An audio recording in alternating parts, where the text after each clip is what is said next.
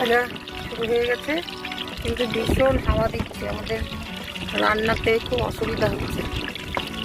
আসলে পাহাড়ের মুখ তো, কখন কোন দিকটা হাওয়া আসে।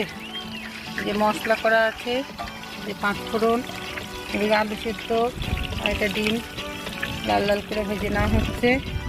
আর এই যে গার্ড দেওয়া হয়েছে, কিভাবে গার্ড দেওয়া হয়েছে দেখো, এই যে পেছন দিক দিয়ে লুঙ্গি পরার মতন করে একটা প্লাস্টিক।